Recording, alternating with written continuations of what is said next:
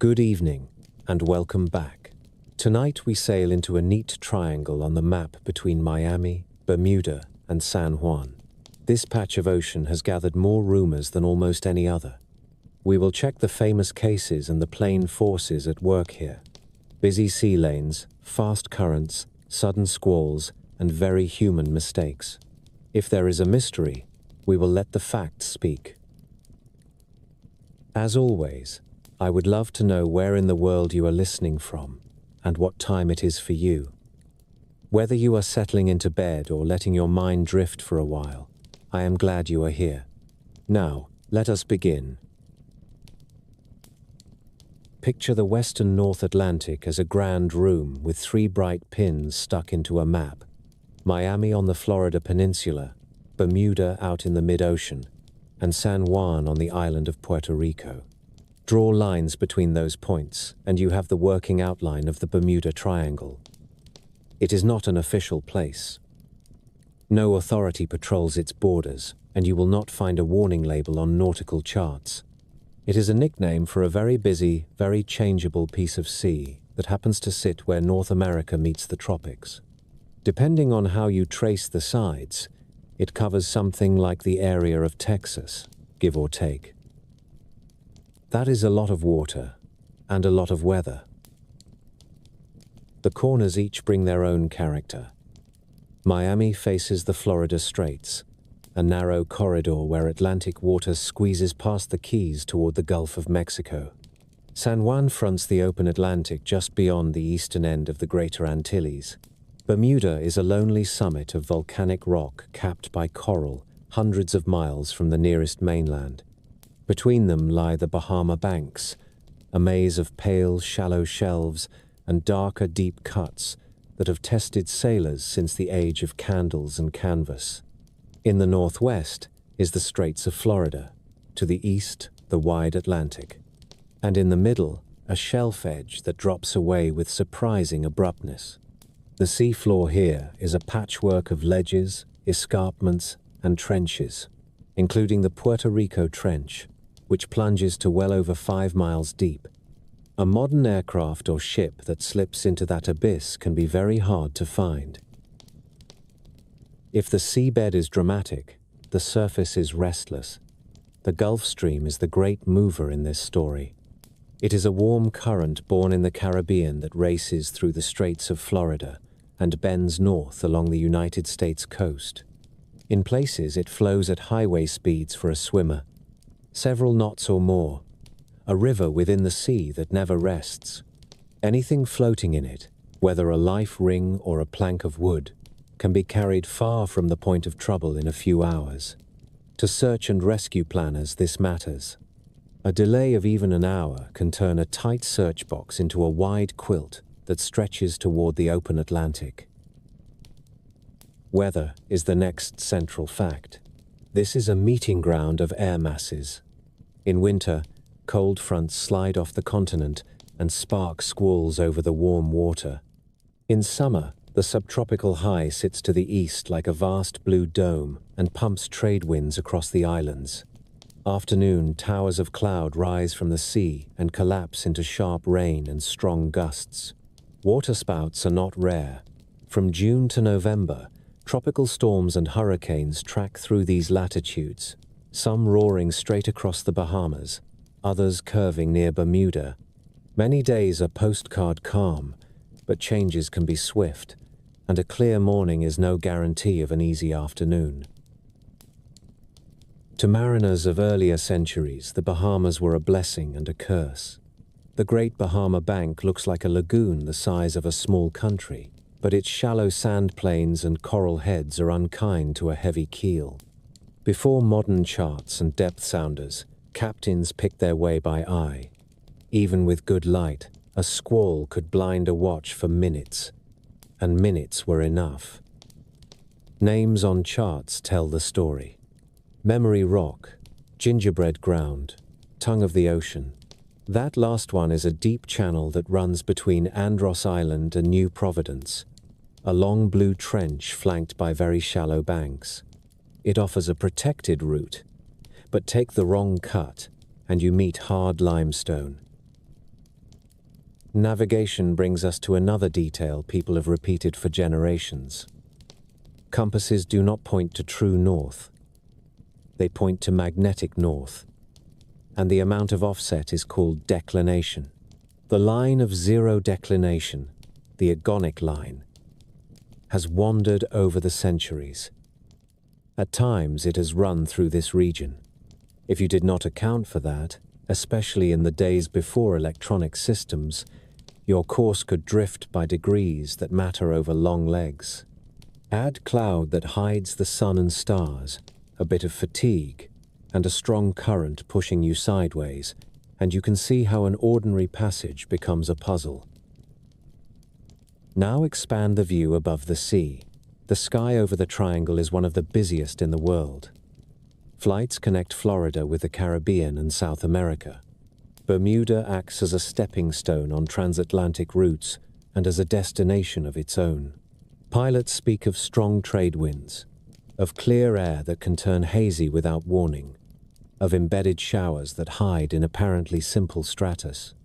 In the early years of aviation, radios were temperamental and navigation aids were sparse once you left the coast. A modern cockpit has redundancies and satellite fixes that update many times a minute. A crew in the late 1942 often had a compass, an airspeed indicator, a clock, and dead reckoning. If your compass became suspect and your horizon grew patchy in rain, you had decisions to make. Beneath all this movement lives a floating landscape that fooled even seasoned hands. Sailors from Europe first reported brown mats that seem to form islands in the deep ocean. This is the Sargasso Sea, a slow gyre east of the Bahamas, named for a genus of seaweed that drifts on the surface. It is not a still lake as some old engravings show, but there are wide reaches of languid water with long lines of weed and blue water in between. Eels spawn in its quiet central waters before their young drift back to Europe and North America. Fish hide under the mats. For a ship without wind, it could feel like a spell, but the real story is more interesting than any legend. The Sargasso Sea overlaps the eastern side of the triangle and is part of the same great system of currents that includes the Gulf Stream. Human use is the final piece that turns geography into risk. On a map, this triangle sits at the crossroads of trade. Cargo ships pass from the Gulf of Mexico and the Panama Canal to the Atlantic. Cruise ships shuttle between Florida and the Bahamas and down to the Lesser Antilles. Fishing boats work the banks. Small private craft hug the Florida coast or hop to Bimini and back in a day. Airliners and cargo jets draw crisscrossing lines overhead. With that much traffic, a certain number of mishaps are baked into the statistics. The sheer volume means more incidents are recorded here than in lonely oceans where few people travel, and that can give the area an outsized reputation. None of this is to strip away the sense of curiosity. Part of the reason the Bermuda Triangle captured the imagination is that it collects interesting contrasts. Very shallow water lies next to very deep water. Peaceful mornings can go to pieces by 3 in the afternoon. A sparkling sea can hide a fast river beneath it. Ancient reefs built by living things can wreck modern steel. Many famous cases that people remember took place within these edges, and it is sensible to understand the setting before we step into the stories. When we say the triangle, we are really talking about a corner of the Atlantic where nature is lively and people move in great numbers. If you want numbers, you can put rough bounds on it. Between about 18 and 32 degrees north, and between about 66 and 80 degrees west, you cover most of the common definitions. Inside those numbers are the Florida Straits, the Providence Channels, the Exuma Sound, the tongue of the ocean, the deep plain that falls away toward the trench, and the open water that leads on to the Sargasso Sea. That is the stage on which all the accounts to come take place, from early logbooks to radio calls that cut out mid-sentence. Once you see the stage clearly, many of the props fall naturally into place. So, Chapter 1 begins, not with a curse, but with a map. A triangle drawn across strong currents and shifting weather and complicated topography, heavy with ships and aircraft, and storied by 5 centuries of travelers. That is quite enough to merit attention even before a single mystery enters the scene. It is the kind of place where stories can grow because the setting is rich and the conditions vary from hour to hour. In the following part, we will look at the earliest reports that gave this region its air of oddness and set the tone for later generations. The first written hints that the waters within our triangle could unsettle even the hardiest sailors come from a journal kept in a cramped cabin in the autumn of 1492. Christopher Columbus crossed the western Atlantic that year with a crew who had never been so far from the known world. On September 13, he noted with puzzlement that the compass on the Santa Maria was no longer lining up with the pole star as expected. The needle drifted. To us, that is a tidy demonstration of magnetic variation. To men who had trusted the sky and the compass as their 2 most faithful guides, it felt like the world itself had shifted. A few weeks later, on the night of October 11, Columbus wrote of a distant light that seemed to flicker and rise and fall near the horizon. The next day brought land, which is the part people remember. The odd light and the odd needle were the details that left a mark in sailors' lore. Columbus and his men also sailed through mats of floating weed so thick that the sea looked quilted. This was the northeast edge of what would later be called the Sargasso Sea, a wide gyre of the Atlantic where currents circulate in a slow oval and the water can seem to idle for days. The weed is sargassum, a brown algae that grows with tiny air bladders that make it float. The first chroniclers from Spain and Portugal described it as if fields had been laid across the ocean. A ship could move through it without trouble. Yet the sight of vast rafts of living plant life in the open sea, coupled with long stretches of light wind, fed uneasy talk among crews. Maps and letters from the 16th century mention a sea where ships might be becalmed and where weed could snare the keel. The fear was not accurate, but it was vivid, and vivid fears tend to travel farther than careful corrections. The Sargasso Sea sits east of the Bahamas and north of the Antilles, overlapping the eastern side of our triangle. It is not a single patch. It is a basin where the great clockwise circulation of the North Atlantic gathers drifts and weed into long lines, called windrows, that can run for miles. The water there is famously clear. Sailors could look down and see a blue that is closer to violet than to green, with sunlight striking many fathoms below. You might think still water means safety, but to a wooden ship that needed wind, the quiet could feel like a trap. Provisions ran out more quickly when speed fell to a crawl. Fresh water grew stale. Tempers did not improve. From these slow days came talk of dead calms and strange seas. Later ages grafted those impressions onto the triangle, as if the calm at the center were kin to the vanishings at the edges. Nature was at work in more interesting ways. Eels from Europe and North America both spawn in the Sargasso Sea. Their young ride currents back to rivers, as if returning on invisible conveyor belts. Fish shelter under the sargassum mats. Turtles feed there. Birds hunt there.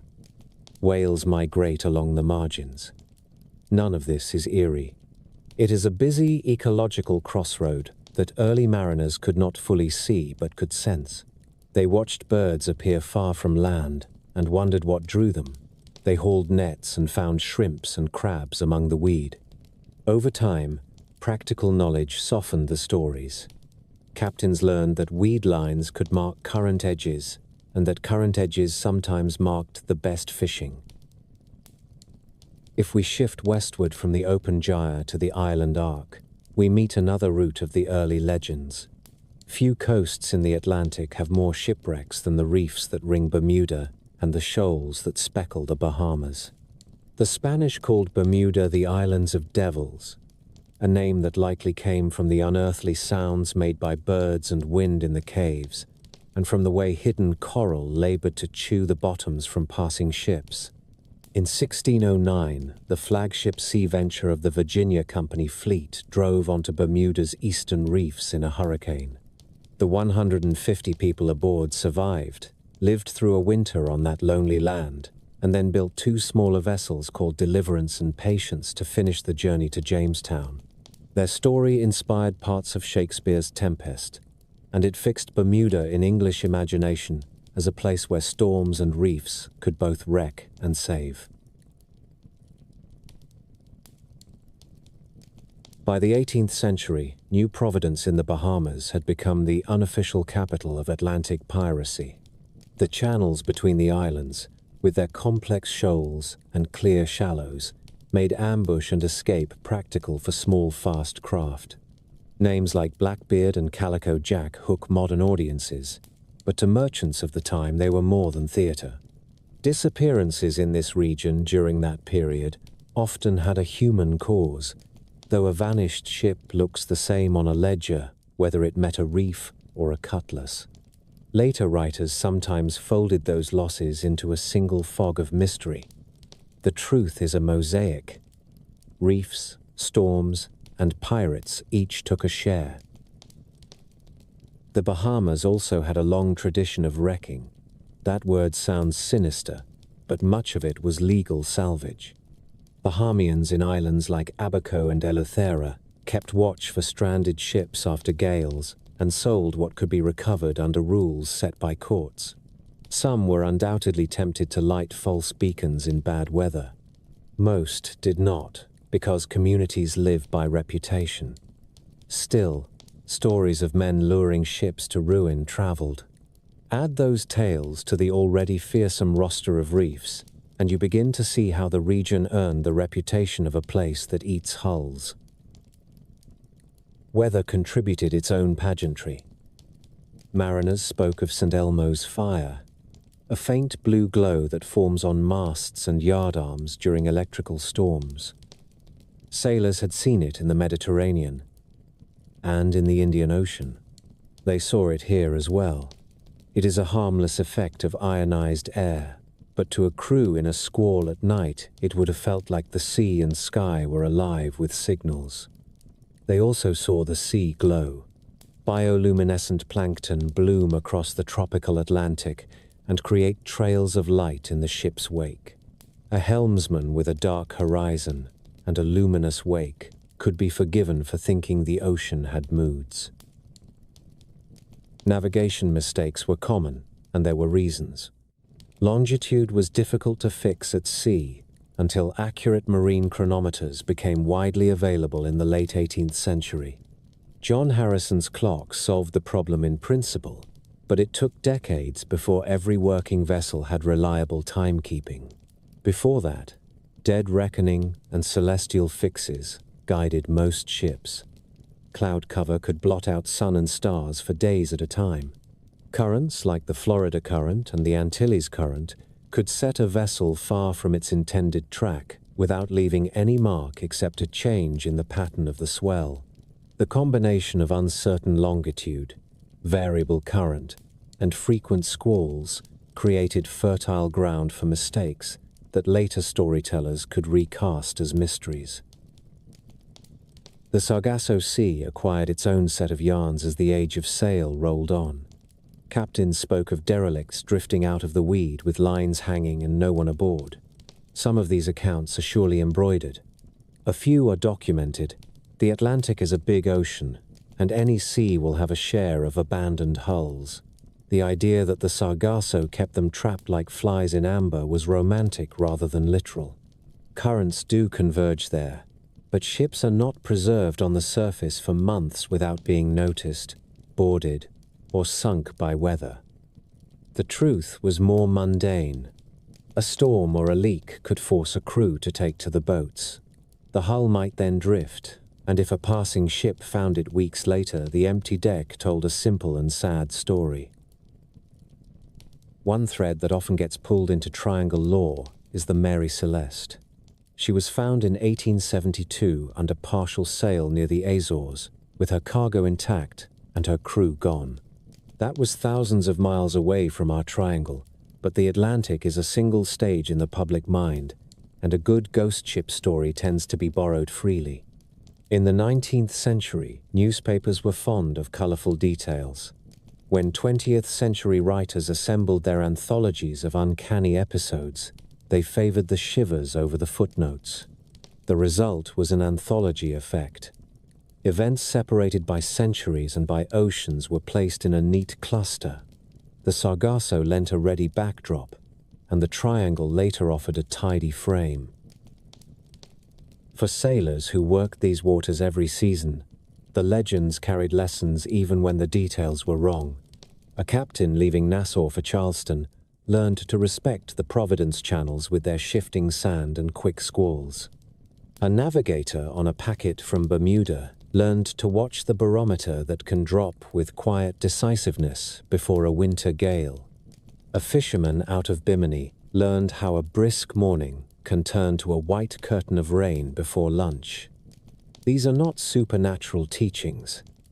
They are practical notes written in logbooks and in hard experience. The early chronicles, with their lights and compasses and weed, gave the region an air of strangeness. The working knowledge that followed gave it shape. There is one more way that early stories primed the world for what came later. The Western Atlantic is full of thresholds, shoal to deep, calm to squall, trade wind to frontal wind. That constant crossing of boundaries produces sights and sounds that stick in memory. A sailor who first sees the water in the tongue of the ocean after weeks of green banks will remember that impossible blue.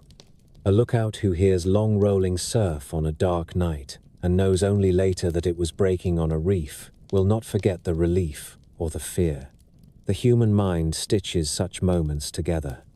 When, in later centuries, modern losses occurred within the same broad space, people were ready to see a pattern. The Sargasso Sea and the early legends do not prove that the Bermuda Triangle is haunted by anything other than history and geography. They do explain why a region with ordinary causes could gather extraordinary stories.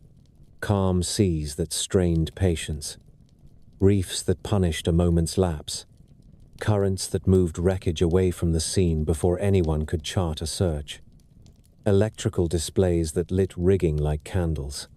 All of it real, and all of it unusual enough to leave a trace in the language of the ocean. With that groundwork laid, we can turn from the broad theatre to the cast. The 19th century leaves us a ledger of vessels that never arrived, and a few derelicts that did, and those cases mark the first set of mysteries that later authors would place inside the triangle's lines. If you stand on the deck of a wooden schooner in the year 1800 and look out across the Florida Straits or the channels east of Cuba, you are looking at a working highway. Mail packets, revenue cutters, naval sloops, and brigs hauling sugar and coffee share the water with fishermen and small coasters that jump from island to island. It is busy, and it is unforgiving. Charts are improving but still incomplete. Reefs stand just below the shine of the surface. Squalls can rise from a bright horizon. A navigator reckons position by sun and stars, and by the feel of the sea under the keel. A short misjudgment has long echoes in a logbook. The record of early American naval losses sets the tone. The schooner Pickering was a small government vessel that fought privateers in the Quasi-War, and then vanished in the Atlantic in the year 1800, with about 90 people aboard. She sailed from the Caribbean in late summer, that season of warm water and sudden storms, and never reached her northern port. No sighting, no wreckage. Only a stark note in official correspondence that a ship was due and did not appear. A hurricane that year is the likeliest suspect. In the age of sail, a large storm can pass 20 miles away, and you still feel the long heave for days, but you might never see the wall of rain that did the damage. When a ship fails to arrive, families wait for weeks and then for months, while rumors move faster than facts. 14 years later, the sloop of war, Wasp, a lean and accomplished raider of the War of 1812, simply fell silent after a run of victories. The last prize she took was reported by survivors from other ships. After that, nothing. She was last known east of the Caribbean, working the shipping lanes with her guns run out and her crew confident. Then the Atlantic closed over her without leaving a clear clue. The explanations that fit the time are plain. A gale. A sprung seam that began as a trickle and became a race. A mast lost in the wrong moment. The modern mind wants a signal and a position report. The 19th century often provides neither. You are left with weather tables, scattered mentions in port records, and the sober language of naval reports that speak of honor and duty, and not of what the men felt when the sea came aboard in the dark. Another name in those ledgers is Wild Cat, a compact schooner in revenue service lost in 1824 after leaving Cuba. She sailed from Matanzas toward the Florida coast and did not reach it. The Caribbean that year saw violent storms. A small vessel loaded with stores, and men can be as stout as a barrel and still be beaten into failure by a series of breaking seas. A modern reader wants a photograph of wreckage on a beach. What the time gives you is a list of names and payrolls, and an invitation to imagine the last hours without sentiment. It is a reminder that most mysteries at sea begin as a blank patch on a map, and remain that way unless luck or currents deliver something to shore. These official losses sit beside stories that spread from the dockside and the galley. One tale out of the mid-century speaks of a French ship called Rosalie, found adrift near the Bahamas under sail with no one aboard. Accounts say she was sound, her cargo intact, the crew apparently gone in an orderly way since boats and papers were missing. You can hear the hush that such a story would create in a waterfront tavern. It combines every anxiety of the working sailor, a sudden event, a decision to abandon, a hull that refuses to sink and drifts on as a silent messenger. Researchers who later went looking for the Rosalie in contemporary lists found thin pickings and conflicting names. There is evidence for a derelict in those waters with a similar name and similar fate, but the crisp details arrive after the fact, which is not how truth usually behaves. Still, even a single true derelict can seed 10 stories, and the Bahamas were a garden for such growth. The best-known yarn from this period is the Ellen Austin, which sailed in 1881 on the New York route and is said to have met an empty ship on the wide Atlantic between the Sargasso and the edge of our triangle. The captain, a practical man, put a prize crew aboard the derelict and arranged to convoy both ships to port. Weather came up, visibility failed. When the fog lifted, the prize was gone. Later, the story says, the Ellen Austin found the same ship again. Once more, the decks were empty. If it sounds like a sea story told to hold an audience past closing time, that is part of its charm. Admirers of the tale have searched shipping, intelligence columns, and company archives for a contemporary mention, and have found less than they hoped. The lack does not prove that nothing happened. It does suggest that later retellings gave the story a polish that real life rarely grants.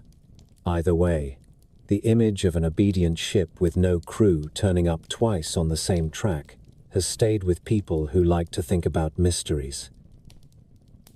It helps to remember how the region looked to sailors in those decades. Take a schooner out of Nassau and aim for the Providence channels.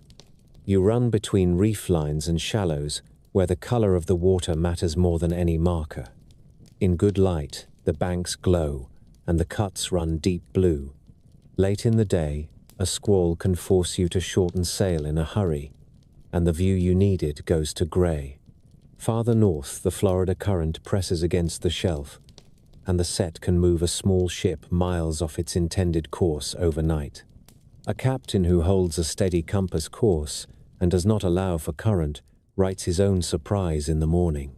Many 19th century losses were found later as wreckage on the Bahamas side, when the last known course would have placed them closer to Florida. The current wrote the last chapter and then carried the pages away. Record keeping was uneven. Lloyd's in London and the great East Coast ports kept excellent lists of arrivals and losses, but smaller islands and Cuban harbors did not always share an impulse for tidy paperwork. A brig clears Havana and promises to call in Charleston. If she goes missing, you may find a short note 6 weeks later that a mast washed up on Abaco, and that is all. The absence of detail is a poor foundation for a grand theory, but later compilers treated it like a signal. When you collect such notices for a century and place them on one small map, you create a heavy cluster that looks like a design even when each dot had its own cause. Hurricanes in the early records explain more than most of the legends allow. The storms that roll off Africa and grow across the Atlantic love warm water, and the Bahamas, the Florida Straits, and the waters east of Puerto Rico are warm for long months. The track charts for the 19th century show plenty of swirls that pass through our triangle. Without satellites, a ship learned of a cyclone when the barometer sank hard and the wind fell strange, or when the swell began to speak of a distant trouble. A few hours of wrong choices in a storm will put even a strong hull into bad water. Many reports of vanishings were dated within days of named storms that are now part of meteorological history. Sailors of the time did not see mystery in this. They saw the working hazard of their trade. There is also the human habit of grouping unlike things. Wrecks on Bermuda's ring of coral belong to the island's own long story. Ships that disappeared south of the Crooked Island Passage belong to the Antilles and to the long curve toward Jamaica. Vessels that left Havana and did not reach Key West were often lost in the straits. Later, writers found it convenient to draw a single set of boundaries and call the whole a special place. The men who sailed it would have described smaller neighborhoods of risk and wisdom. The Providence channels obey their own rules. The tongue of the ocean has its own weather. The old Bahama Channel can be as tricky as any alley in a crowded city. A legend loves a single label. A mariner loves a specific note that says, "Avoid that cut in a northerly." It is worth spending a moment with the ordinary language of the period. When a ship went missing, the phrase used most often was "lost with all hands." Short, final. No cause assigned unless wreckage or survivors offered one. The public learned to read those 3 words with a lump in the throat and a shrug. The ocean takes. That was the lesson. What the Bermuda Triangle idea did much later was to take a fair number of those notices from this corner of the Atlantic and present them as a coherent second lesson. Perhaps there was a pattern.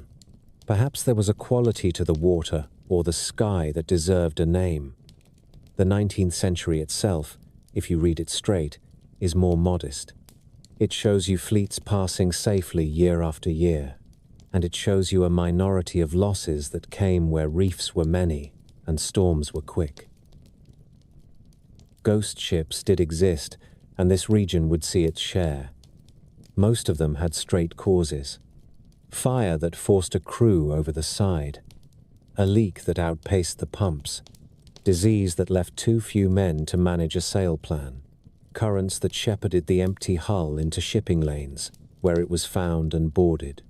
The surprise of finding a tidy cabin and a clock still ticking makes a fine paragraph, but the rescue of an abandoned ship was often a matter of business, not romance. Salvage law rewarded calm heads and quick action. Wreckers from the islands made a living from such practicalities and filled court records with their claims. You might ask what any of this proves. It proves that by the end of the century, People had already assembled a small library of disappearing acts inside the lines we now call a triangle. Some were government vessels with firm dates. Some were merchantmen with scant entries. Some were tales that drifted into print and hardened there.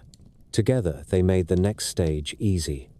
When the 20th century brought bigger ships, radios, and then airplanes, the habit of thinking of this region as a place where odd things happen was already formed. The stage was built. The audience was in their seats. The vanished vessels of the 19th century did not vanish into myth at once. They entered first into the paperwork of their owners, into the grief of their families, and into the quiet talk of sailors who understood the work. Only later did collectors of curious scenes pull them from their original context and hang them in a gallery with a suggestive name above the door. Knowing the original light and space helps us look at them honestly. If you want to watch a legend take root, follow the paper trail from ships that left port with tidy manifests and did not return. The most quoted case of the early 20th century begins not inside the triangle, but just above it, on the shoals that guard the North Carolina coast. In late January of 1921, the 5-masted schooner Carroll A. Deering was sighted under full sail near Diamond Shoals. That long sandbar Cape Hatteras throws into the sea like a warning finger. She looked oddly kept for a ship in trouble. On January 31, a Coast Guard crew reached her at low tide and climbed aboard. The wheel was shattered. The binnacle box that shelters the compass was smashed and empty. There were plates on the galley stove and food laid out as if men had left in a hurry. The logbook, the sextant, the chronometer, and all the small boats were gone. No crew appeared. No message turned up in a bottle or on a beach. Washington convened a formal inquiry and listened to theories that ranged from mutiny to rum runners to the simple cruelty of a storm, then closed the file without a final answer. The Deering sat with her ribs in the sand for months and then was dynamited as a hazard to navigation. The ship's broken spine and the missing men were now a story anyone could shape to taste. 4 years later, a steamship named Cotopaxi cleared Charleston bound for Havana with a cargo of coal and a crew who could make the run with their eyes closed. On December 1 of 1925, she radioed that she was taking on water in heavy seas and that the pumps were failing. After that, nothing. The call placed her somewhere east of St. Augustine as a winter gale worked up the coast. Searches in the following days found no survivors. A ship that sinks in rough weather near the edge of the Gulf Stream leaves little behind, and the current does the rest. For decades, the Cotopaxi lived in a kind of footnote world.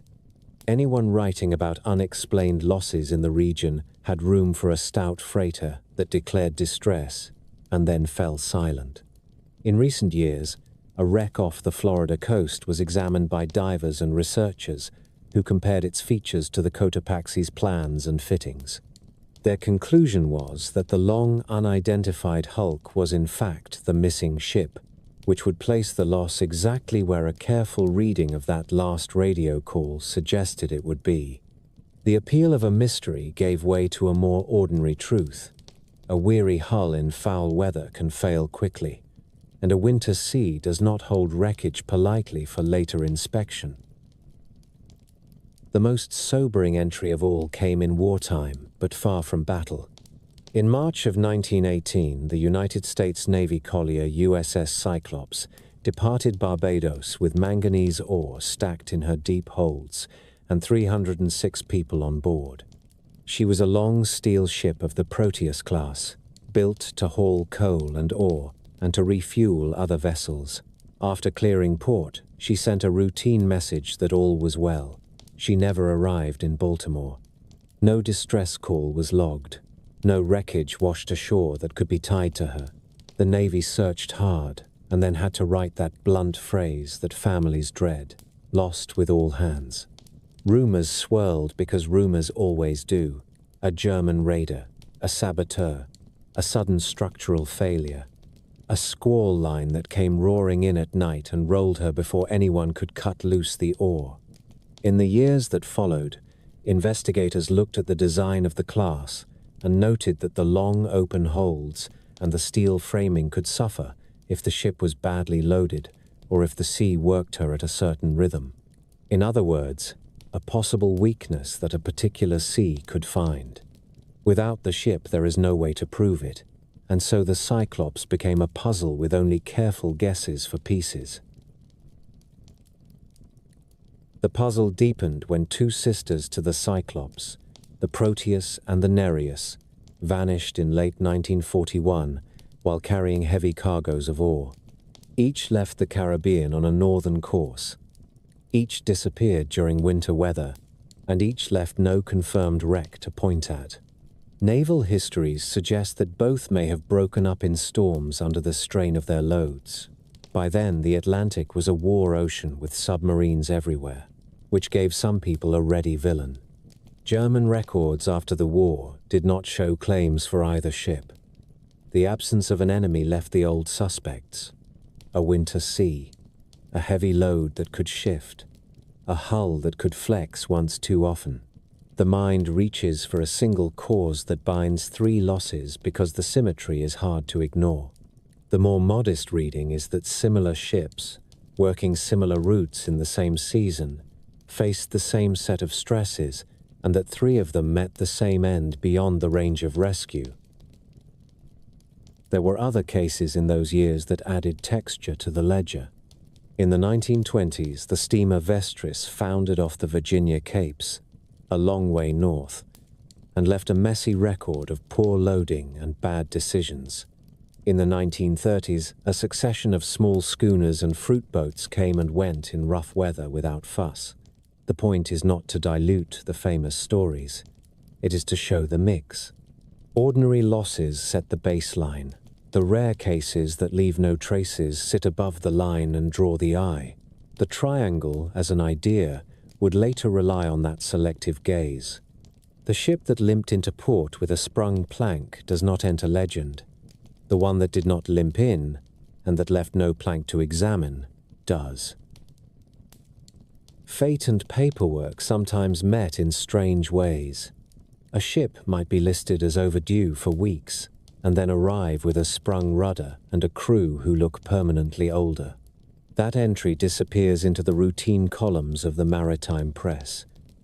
Another ship might be reported lost by rumor and never corrected. A third could be listed with a date and a brief phrase and never investigated, either because war took precedence or because the owner had no means to mount a search. When later writers gathered the fragments, they did not always pull the matching corrections and the dull explanations. What remained made for a compelling cabinet of curiosities. The geography kept doing its quiet work beneath the drama. The Bahamas and the Straits of Florida are the sea's version of a city intersection. Ships that arc from the Gulf toward Europe must pass.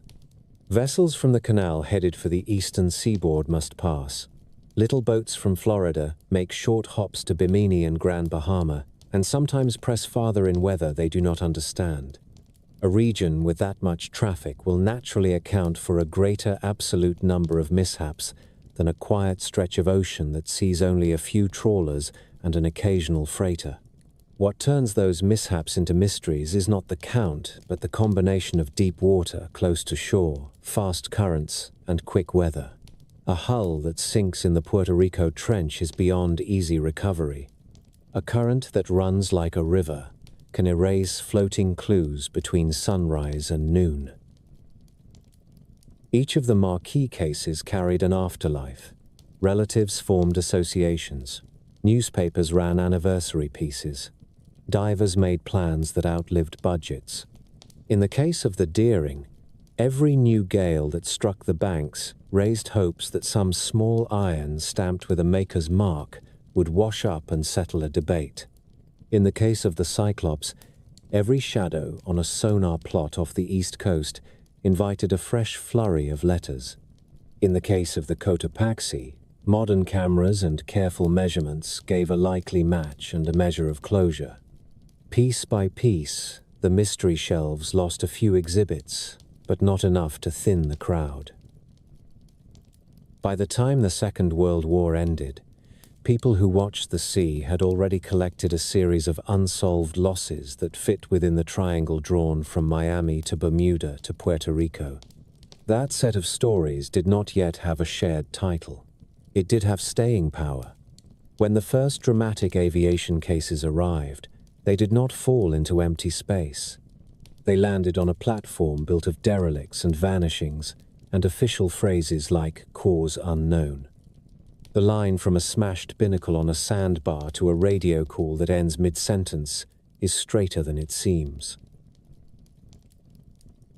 The scene opens on a clear December afternoon in 1945 at Naval Air Station, Fort Lauderdale. The war has ended, the air is warm, and the routine of training flights has settled back over South Florida. 5 Grumman Avenger torpedo bombers sit on the line, their engines coughing into life with that heavy radial thrum that shakes the ribs. Each carries fuel for several hours, a crew of 2 or 3, and the usual outfit of peacetime practice gear. The plan for the day is simple on paper.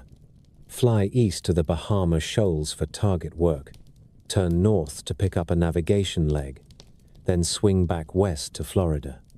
It was a standard exercise meant to sharpen basic skills for pilots who had spent the war flying over oceans. The flight leader was Lieutenant Charles Taylor, experienced and confident, with 4 student pilots in the other planes. In total, 14 men strapped in, checked their instruments, and lifted into the pale winter sky. The Avengers tracked east over the Straits of Florida toward shallow water marked on charts as practice grounds. In the clear air, the sea below changes from the deep blue of the Straits to the light turquoise of the Bahama banks. From a cockpit, this looks almost painted, a sign that the bottom rises toward you and that scattered coral heads sit up like knuckles. Here, crews dropped practice markers and flew tidy patterns, while instructors watched spacing, headings, and turns. Nothing about the first leg suggested trouble. Weather reports around midday noted fair conditions with a modest breeze and good visibility over most of the route. Seas were running, but not dangerous.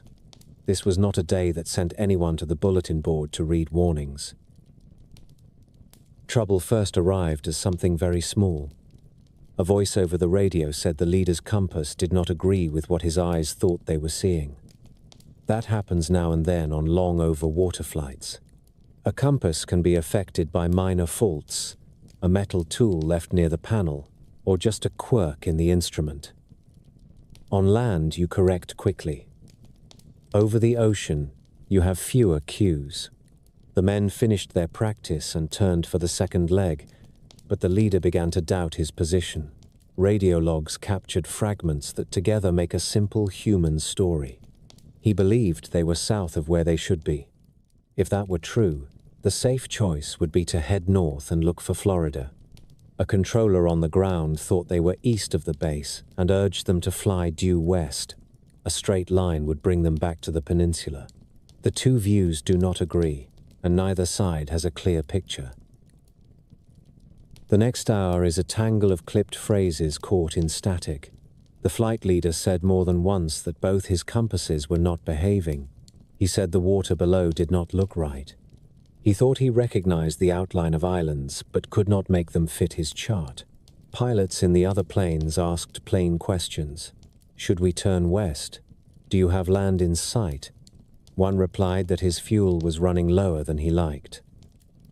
The sun moved down into the haze and took away the last of the useful shadows. A few squalls were reported by other aircraft in the region. Nothing like a major storm, but enough low cloud and rain to blur the horizon and make a pilot lean harder on the needle in front of him. Fort Lauderdale, Miami, and a network of other stations tried to help.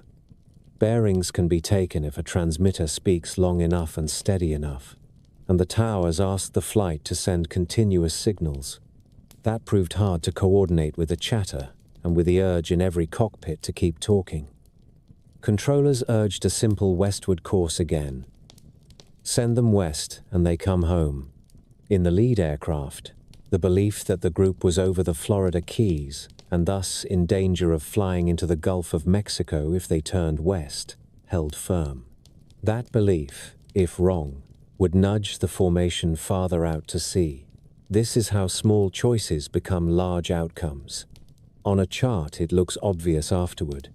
In a cockpit with fading light and confused radio, nothing feels obvious. The practical limits of the Avengers began to matter. Under normal conditions, the aircraft could stay aloft for about 5 hours on training power. That cushion shrinks as a formation wanders and as pilots climb or descend in search of clear air. The ocean below in late afternoon can build a hard chop, and the thought of ditching a heavy aircraft in that water is never far from the mind.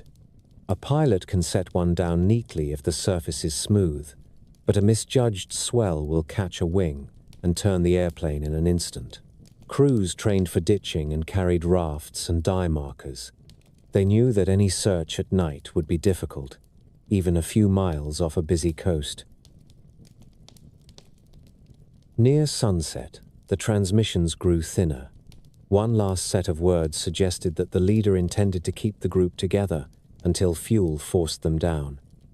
Another voice urged a turn.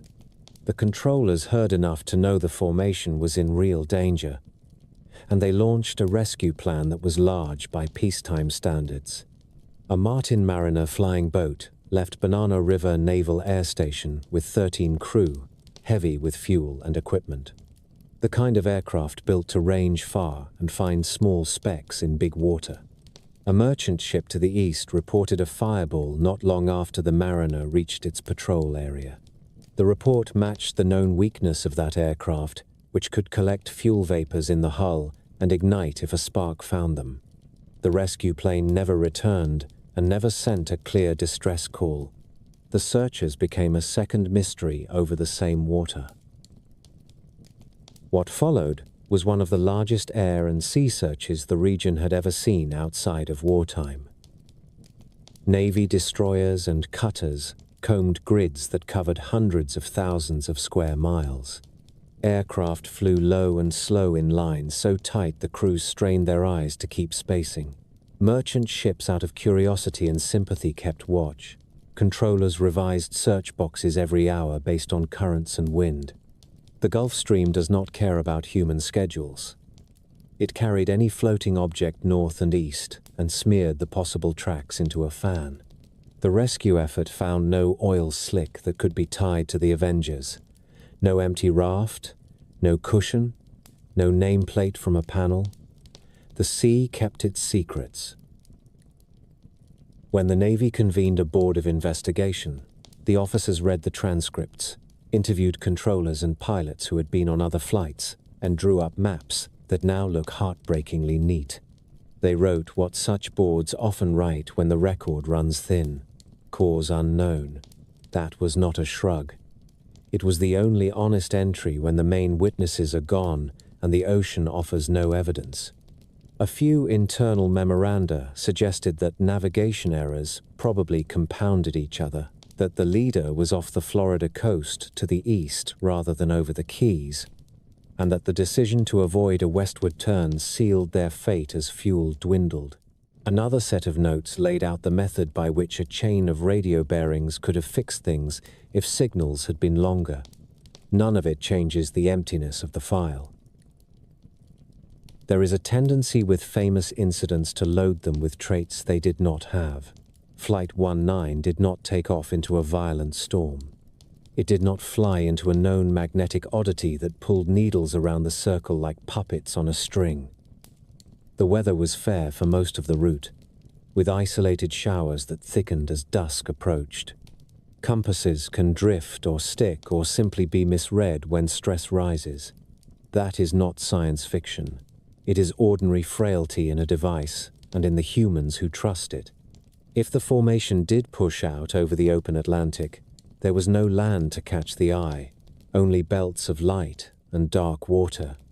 A few degrees off for a few hours can turn a large map into empty sea.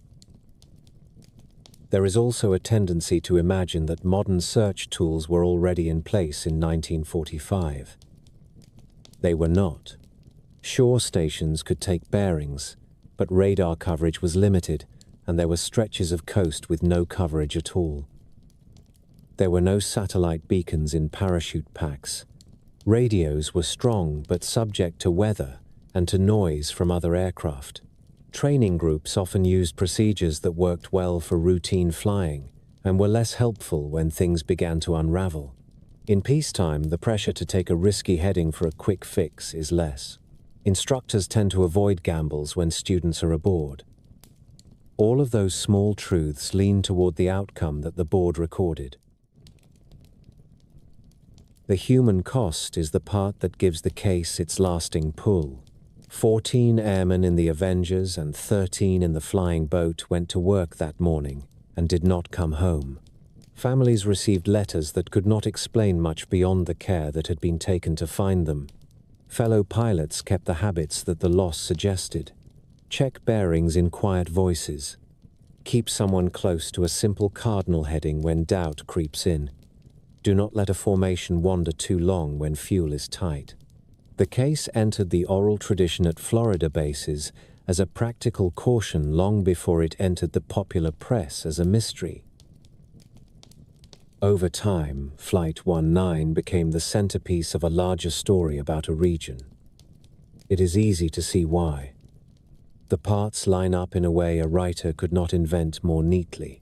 Experienced leader, clear start, confusion on the radio, an entire formation missing, a rescue aircraft lost in the attempt, a search conducted at great scale with nothing to show for it.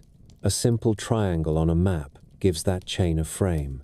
If one looks beyond the frame, the details point toward a place where navigation is often fine, until it is suddenly not fine, where squalls can smear horizons at just the wrong moment, and where currents erase clues with rude efficiency. None of this drains the curiosity from the case.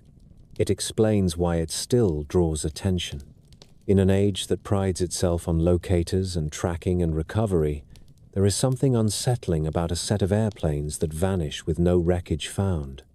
Even now, privately funded expeditions lower side-scan sonars over likely bottoms and study returns that look promising. The seafloor is complicated here, cut by channels and banked by sand that moves. Targets that look good one season silt over by the next. Plausible fields are very wide, and the exact line flown in the final hour will probably never be known.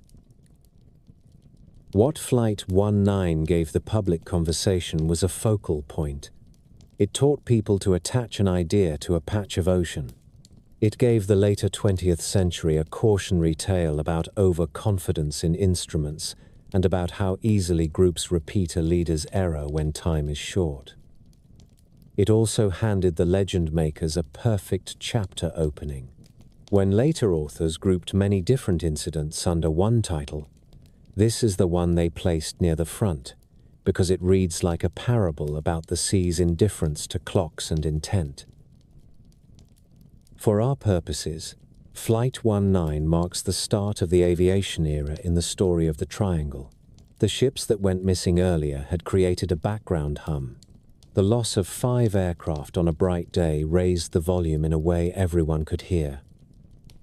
What came next would fix the shape of the legend for decades. When the last search plane returned to base without a sighting, the story of Flight 19 moved from the water to rooms with chalkboards and coffee urns. Officers pinned maps along the wall and drew lines that began neatly and then spread into fans across the western Atlantic. Every new line reflected a guess about wind, fuel, burn, and the pull of the Gulf Stream. It was diligent, and it was humbling. The sea had left nothing to guide a conclusion except broken radio exchanges and the knowledge that a group of sturdy aircraft did not have endless hours to roam.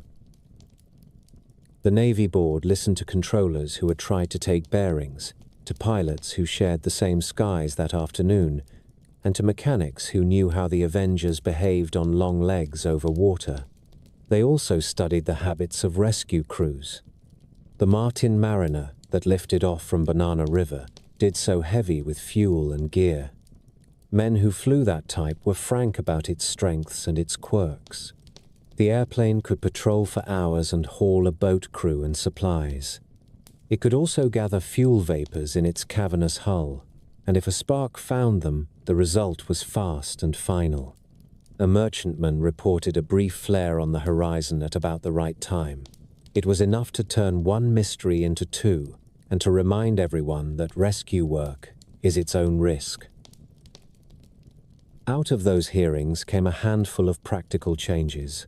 Training officers began to preach a simple rule for crews who lost faith in their position east of Florida: turn west. It is an old truth dressed as a new policy. If you fly west long enough from almost anywhere over the Bahamas, you will meet land. Bases emphasized clearer radio discipline for emergencies. Send a steady carrier so shore stations can take a bearing. Keep chatter short. Synchronize watches before departure, and set checkpoints that reduce the chance of a small doubt growing into a group mistake. None of that is heroic. It is the slow, sensible work that follows a loss. The board did not name a villain. It wrote the phrase that still frustrates readers who want a single neat cause: unknown. In the files behind that word were notes that sketched possibilities. A leader convinced he was over the Keys rather than east of Florida. Compasses that disagreed by just enough to sow doubt. Squalls and haze that trimmed the horizon and turned the sea below into a vague patchwork. Student pilots who did what students often do in a tight spot. They tried to help by offering bearings and ideas, and the conversation became harder to manage as fuel ebbed. In the right light that reads like a parable about human limits rather than an omen about a triangle on a map. The press wrote the story briskly. There was surprise that such a loss could happen in peacetime. There was praise for the scale of the search. There was sympathy for the families. The wilder theories did not arrive at once. Those came later, when distance allowed memory to trade facts for mood. In the immediate aftermath, most people lean toward a sober view. The ocean is wide, radios are fallible, and an error of belief can move a group far from safety without any malice in the sky. Still, a few ideas began to circulate even then. People who worked with compasses pointed out the long wandering path of the agonic line, the place where a needle points to true north rather than magnetic north. When that line lay near Florida, an uncorrected course could drift. Navigators knew this. Students did not always apply it under stress. Others noted how easily the Gulf Stream could erase flotsam. A life raft on calm water will sit where you left it. A life raft in that current can be 10 miles away by the time a patrol gets to the origin point. To the public, the lack of debris felt uncanny. To search planners, it felt all too familiar. In the years that followed, the case grew a second life in print. Writers who loved a mystery copied fragments of radio transcripts that were never meant to be read as literature. A comment about a white haze became a signpost for strangeness. A remark about compasses refusing to settle became an indictment of the region rather than a note about one cockpit on one day. The rescue plane's loss became a narrative twist rather than a separate accident of a known risky type. A few authors claimed the weather had been perfectly serene when in fact pilots nearby noted showers and a sloppy chop by late afternoon. None of this was conspiracy. It was storytelling by people who preferred a shiver to an asterisk. A smaller group went the other way. They pulled maintenance logs and training schedules and compared them to the weather maps of the day. They noted that the Avengers on that flight did not carry long-range navigation aids that were just finding their way into cockpits. They pointed to earlier mishaps in which pilots misidentified Bahama Cays for Florida islands at low altitude. They interviewed surviving controllers who described how difficult it was to keep a steady bearing on a weak and intermittent signal when other traffic filled the band. Their picture was less glamorous and more persuasive. The pieces that troubled people were ordinary when seen up close. The hard part was that the pieces did not add up to a wreck you could visit.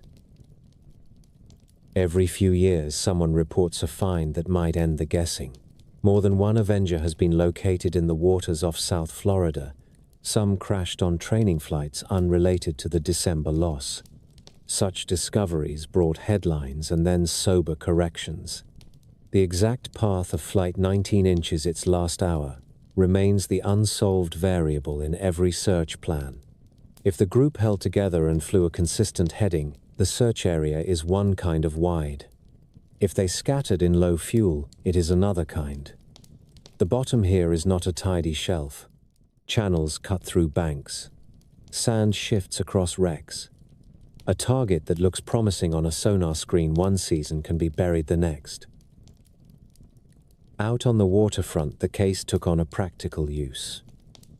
Instructors told their students the story on rainy mornings and drew 2 arrows on the chalkboard. 1 arrow east and a question mark. 1 arrow west and a little palm tree. It was a gentle way to say that pride in a fix should not keep you from a simple decision when the day starts to close in. Rescue crews adopted the habit of preparing drift models before wheels left the ground, so they could draw a better box without delay if a flight went quiet. Controllers rehearsed how to assign one voice to take charge on a busy frequency. These are quiet legacies of a famous loss. As decades passed, Flight 19 became the keystone people reached for when they wanted to argue that the region had a personality. It supplied a set of elements in a line that is hard to resist. Military aircraft. Clear start. Confusing middle. No end in sight. A rescue that adds to the toll. A search that finds nothing. When later cases appear on the page beside it, the whole becomes more than the sum of its parts. For many readers, that is enough to promote geography into character. For others, it is an invitation to look closely at how ordinary events can look extraordinary when evidence is missing. The balance between those two views is the heart of the fallout. Families were left with memory and no grave. The Navy improved procedures. Writers found a story that sold. Pilots and sailors learned a caution that felt timeless. The public learned a name for a patch of sea that would soon collect more incidents. The next set of losses would involve passenger airliners, and the effect on the legend would be immediate and lasting. The winter after the war brought a new kind of traffic to the open Atlantic. Military crews had gone home, airfields had shifted to peacetime, and civilian routes stitched together islands and continents with a confidence that belonged to a new age. Airliners did not yet have the layered safeguards we take for granted today. Navigation meant radio bearings, dead reckoning, and a pilot's practiced sense for wind and drift. Weather forecasts were good, but not perfect. Long overwater legs still asked for judgment. In that setting, 2 British South American Airways Tudor airliners and a Douglas transport on a Caribbean night wrote 3 stark entries into the record. The first of the British losses was Star Tiger. She was an Avro Tudor on a westbound service in late January of 1948, making a hop from the Azores to Bermuda. That leg looks simple on a wall map and feels anything but simple in a cockpit. A strong headwind over the North Atlantic in winter can turn a tidy flight plan into a slog.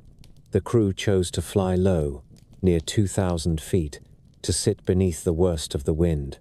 That choice made sense for fuel, but carried its own risks.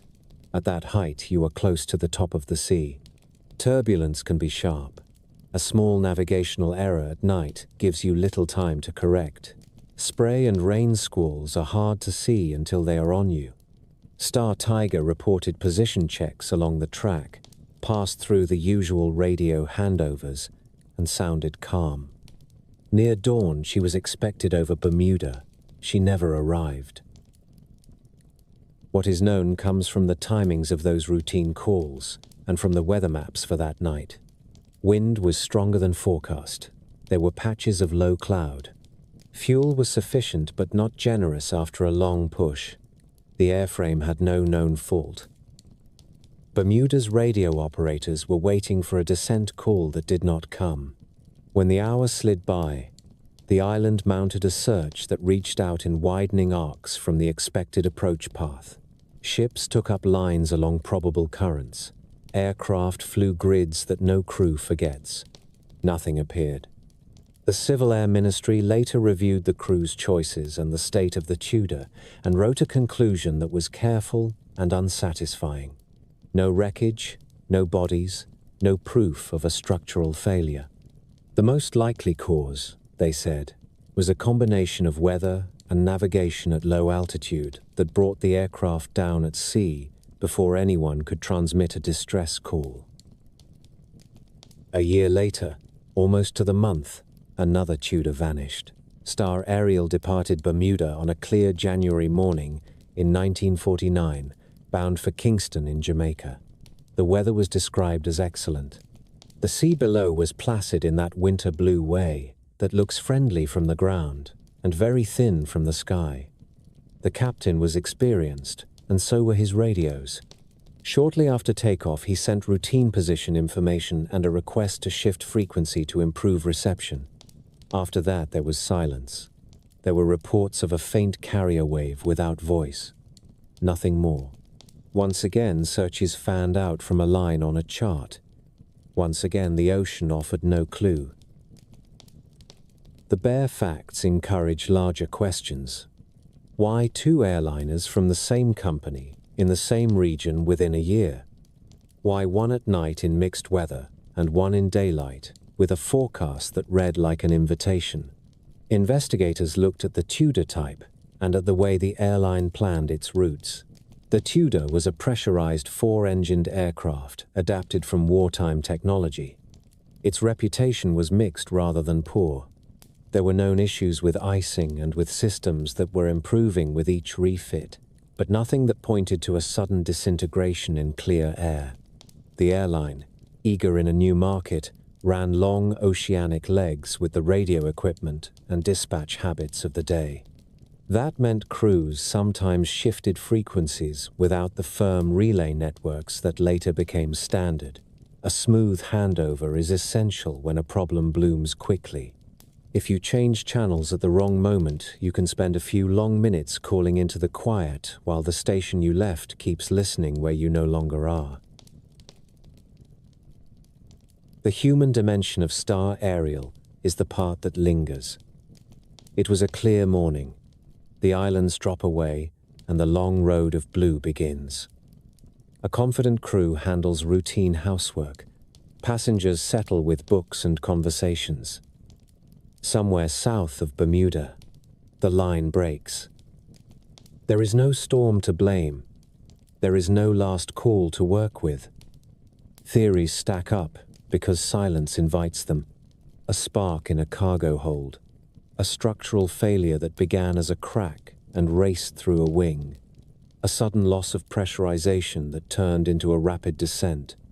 Each is plausible in the abstract and impossible to prove without a single piece of wreckage.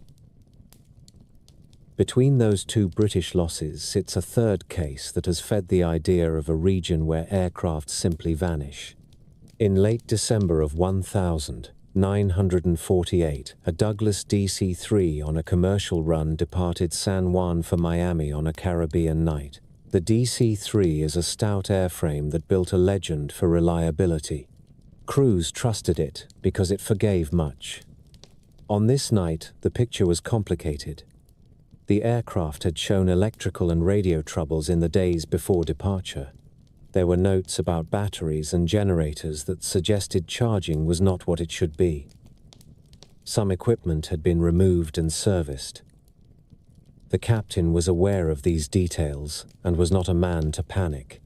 He reported in to controllers along the way, asked for homing assistance as he approached the Florida coast, and then radioed that he was near 50 miles from Miami. After that, there was only static. The weather that night was not severe. There were scattered showers and a firm breeze. Witness statements later collected by investigators suggested that the aircraft may have been flying a little lower than the filed plan, perhaps to sit under a deck of cloud or to find smoother air. If your navigation receiver is unreliable, you do what you can with what you have. Pilots of that era were taught to work a triangle of time, speed, and heading. When winds are stronger than expected, and when the Gulf Stream adds its own set, the triangle can fall apart quickly. The last known position call placed the DC-3 within easy reach of the lights of Miami. If it was not exactly where the captain thought, fuel margins could have narrowed to nothing while crews on the ground peered out over a sea that gave no sign. It is tempting to link these three incidents by a single thread and give it a label. The more useful thing is to set them in their context. Transoceanic air traffic in the late 1940s was safe by the standards of the time, and not yet safe by the standards of our own. Overwater navigation remained vulnerable to small errors that grew. Radio communication could become patchy at the edges of coverage. Homing beacons relied on steady signals and on equipment in good order. Weather forecasts were based on sparse upper air observations. Crews often flew altitudes that fit their fuel plan more than their radar picture, because radar coverage was still a coastal thing. Descent, planning into Bermuda and into Miami, involved long stretches over water and an expectation that everything would remain normal. When it did not, a minute or two could decide what was possible. Search work in those years was both disciplined and limited. Bermuda's flying boats could range far, but their crewmen were looking from human eyes at a sea that reflects the sun by day and eats light by night. Oil slicks fade. A white raft against a whitecap is from the air a hard ask. The ocean between the Bahamas and Bermuda sits beside some of the deepest water in the Atlantic. The Puerto Rico Trench lies to the south. The Blake Basin lies off the Florida shelf. A heavy object that reaches those depths does not offer many second chances. Without floating debris, a line of bearing and a last time stamp cannot give you a recovery without the grace of chance.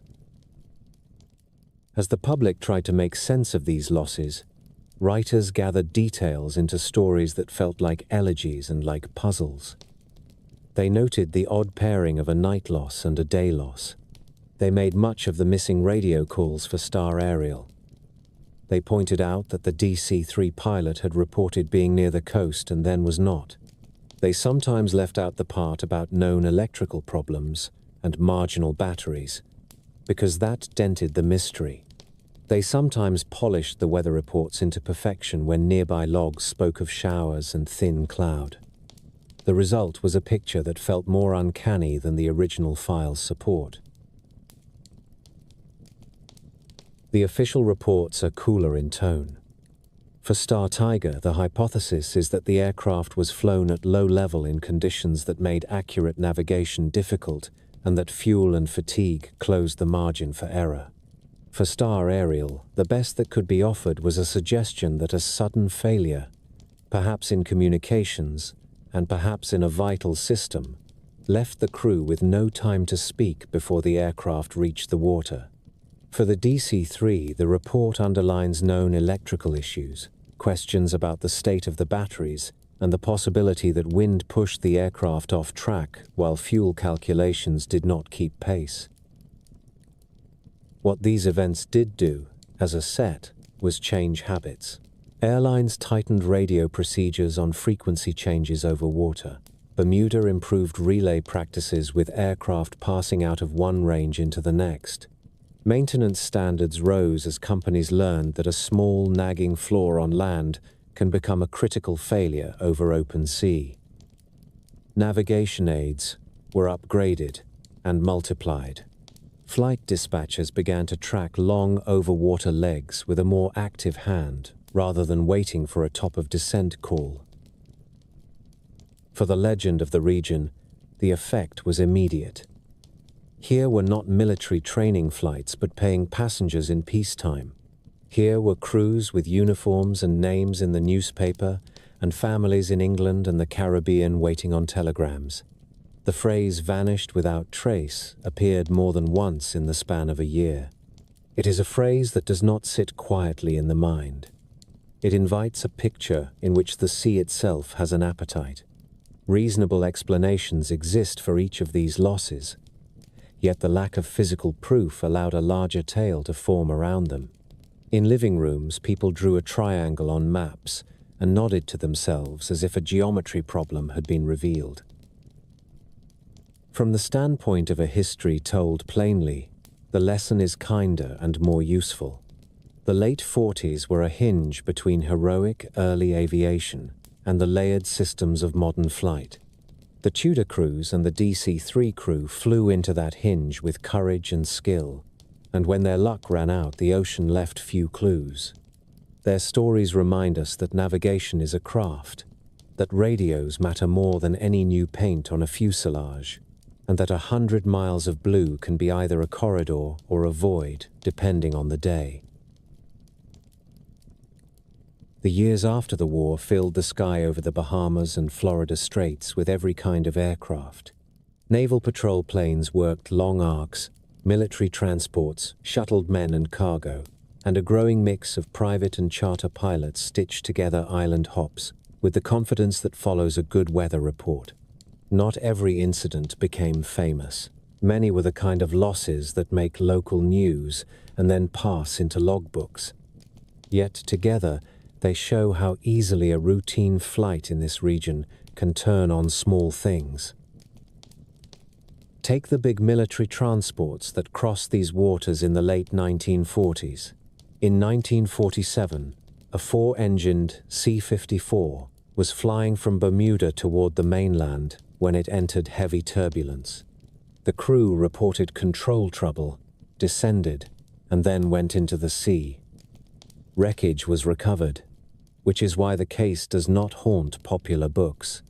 It sits in official files as a grim reminder that strong winter air over warm current can tear at an aircraft in ways that training prepares you for and still sometimes defeats. The important point is that not every loss or near loss here is mysterious. Some are sadly straightforward. A gust that loads a wing at just the wrong instant. A descent begun a minute too late. There is a different kind of lesson in the disappearance of a C-119 flying boxcar in 1965. The twin-boom transport left Florida on a long overwater leg toward Grand Turk in good order. Radio contact placed it north of the Crooked and Acklins chain in the Bahamas, then silence. Days later, bits of cargo pallet and a few marked pieces that fit the type washed up on Bahamian beaches. No survivors were found. The weather that day included scattered storms. With 2 large radial engines and a high-drag airframe, the flying boxcar demanded care in turbulence and in heavy rain. Investigators could not point to a single cause, but the pattern of debris suggested a violent in-flight breakup or a very hard impact. Again, nothing supernatural is needed to understand how that outcome can follow from bad cells and poor luck. Smaller aircraft have their own catalogue of hazards in these latitudes. Many private flights in the 50s and 60s used non-directional beacons and low-frequency radio ranges. At night, those signals can fade and skip. A pilot could listen to a steady tone, believe he was on course, and not realize that a skywave had shifted the apparent bearing. Lauren signals served parts of the coast, but coverage across the islands was patchy.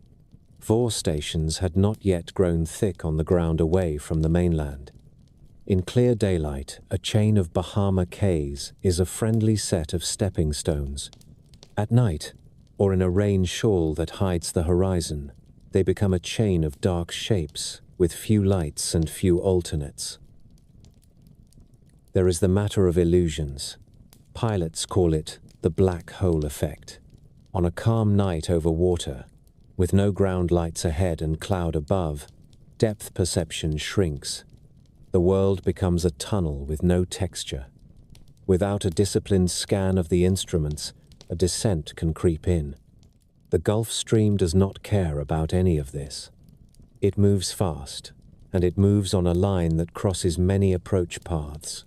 If a pilot misjudges height and ditches cleanly, the aircraft can break apart without leaving much on the surface for long. Even a cushion or a map case becomes a poor clue when the current carries it away at several knots. Radio habits of the time could make a bad situation worse. Crews often changed frequency as they left one control area and entered another. If that change happened just as a problem arrived, they could find themselves calling on one channel while the station listening for them was on the old one. A few minutes of crossed wires in an emergency can be the difference between a homing bearing and a missed chance. The star aerial case from the previous chapter illustrated this in the starkest way. Even when crews did everything right, the mesh of the system had larger holes than we accept today. Search and rescue work in this region had to grow up quickly to match that reality. The Coast Guard and Navy used patterns that sound tidy on paper and are hard work in the air.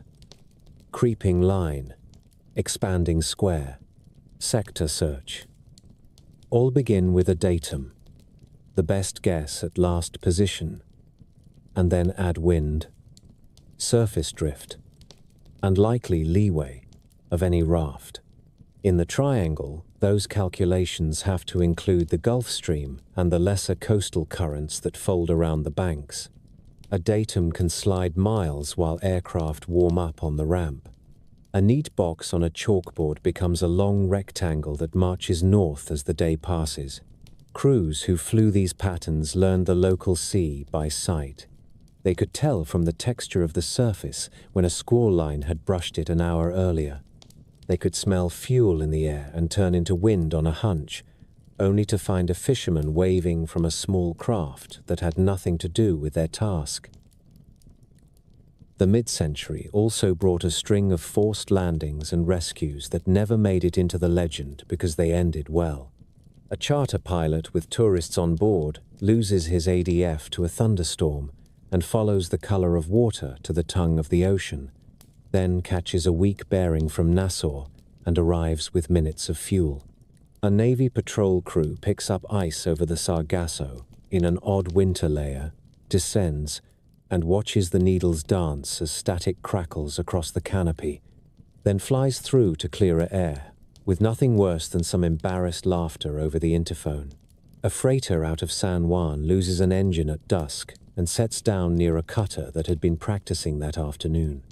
Nobody writes books about these days, but the same currents, the same cloud lines, and the same magnetic quirks were present.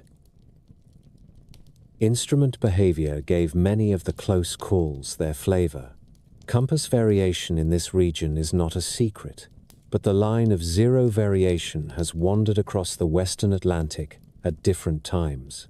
When a pilot fails to adjust heading for declination, the error grows with distance. Automatic direction finders can point faithfully to lightning at night if a pilot is not skeptical. Radio ranges can fade near sunrise and sunset. A pilot who knows these tricks from experience shrugs and sets a fresh mental cross-check. A new pilot flying his first Bahama leg in summer may chase a needle and wander 20 miles off a planned track without realizing it until the shoreline does not match the chart. Weather added its own drama without asking anyone's permission. In summer, the trade wind makes earnest cumulus towers by noon. Over the banks, they can grow into lines that drop curtains of rain and send gusts out in all directions. Over the deep water beyond the shelf, the same cell can be all glare and no reference. A small twin that tries to top a tower finds it taller than expected and ends up in heavy rain, with the climb rate bleeding away.